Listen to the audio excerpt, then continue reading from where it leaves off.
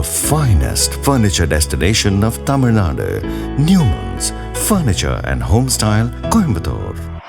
கோவை அவினாஷி சாலையில் 10.10 கிலோமீட்டர் தூரத்திற்கு ரூபாய் 1620 கோடி மதிப்பீட்டில் தமிழகத்தின் மிக நீளமான உயர்மட்ட மேம்பாலத்தின் பூமி பூஜை மற்றும் கட்டுமான பணிகளை அமைச்சர் SP வேலுமணி இன்று தொடங்கி வைத்தார்.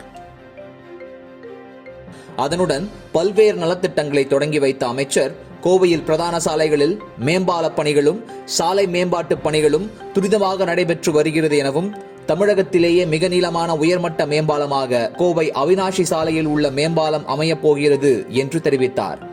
கோவை அவினாஷி சாலை உப்பிலிப்பாளையம் முதல் கோல்டு வின்ஸ் வரை 10.10 கிலோமீட்டர் தூரத்திற்கு இந்த மேம்பாலம் கட்டப்பட உள்ளது எனவும் 4 வழி பாலமாக அமைக்கப்பட உள்ள பாலத்தில் மொத்தம் 304 தாங்கு தூண்கள் அமைக்கப்பட உள்ளன என்றும் தெரிவித்தார்.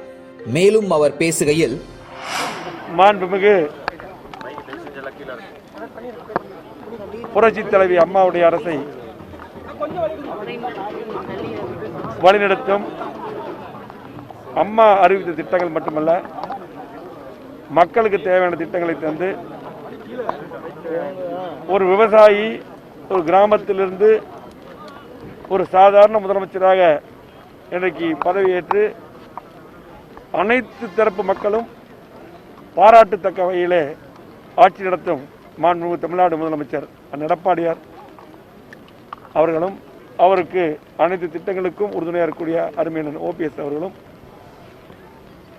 இன்றைக்கு கோவை மாவட்டத்துக்கு புரட்சி தலைவி அம்மா அவர்கள் கேட்ட திட்டங்கள்லாம் கொடுத்தார்கள். அதே போல எடப்பாடியார் அவர்களும் 50 ஆண்டு காலத்தில் இல்லாத வளர்ச்சியை இந்த 5-6 ஆண்டு காலத்திலே கொடுத்திருக்கிறார். நாங்கள் கேட்ட திட்டங்களை பூரா கொடுத்திருக்கார்.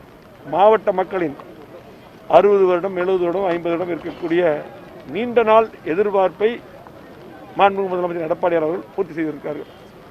அதற்கு முத்தாய்ப்பாக இன்றைக்கு அவனாசி சாலையிலே நீண்ட காலமாக இங்கு ஒரு மேம்பாலம் அமைய வேண்டும்.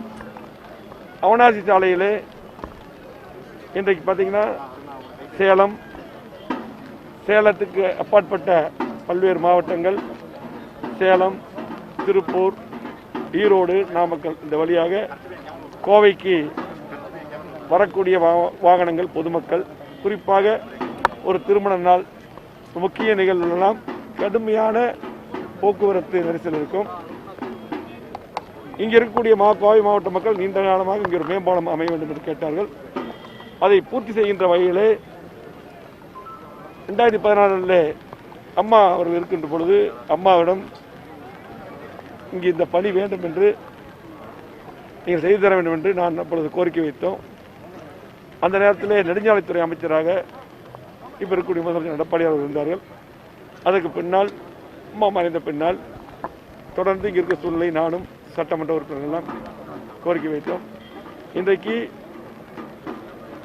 1621 கோடி நிதி ஒதுக்கி மாண்புமிகு முதலமைச்சர் எடப்பாடியார் அவர்கள், துணை முதலமைச்சர் OPS அவர்கள், மத்திய உள்துறை அமைச்சர் அவர்களும்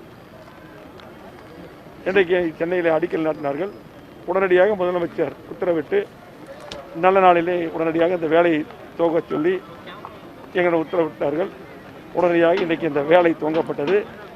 இந்த நாளை நாங்கள் ஒரு அற்புதமான நாளாக நினைக்கிறோம்.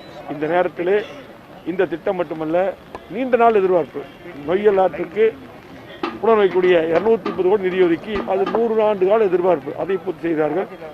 70 ஆண்டு கால மக்களின் எதிர்பார்ப்பான கோவை, திருப்பூர், ஈரோடு மாவட்டத்துக்கு பயன்பெறக்கூடிய அத்திக்கடவு அவனாசி திட்டம் இன்றைக்கு 70 ஆண்டு கால பிரச்சனை, பல்வேறு போராட்டங்கள் விவசாயிகள் நடத்தப்பட்டது.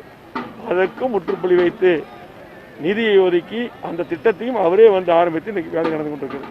இப்படி பல்வேறு திட்டங்கள் கோவை மாவட்டத்துக்கு 50 ஆண்டு காலத்தில் இல்லாத வளர்ச்சியை இந்த 5-6 ஆண்டுகளில் கொடுத்த மாண்புமிகு தமிழ்நாடு முதலமைச்சர் எடப்பாடியார் அவர்களுக்கு கோவை மாவட்ட மக்களின் சார்பாக, எங்களுடைய சார்பாக நெஞ்சார்ந்த மனமார்ந்த நன்றியை தெரிவித்துக் கொள்வோம்.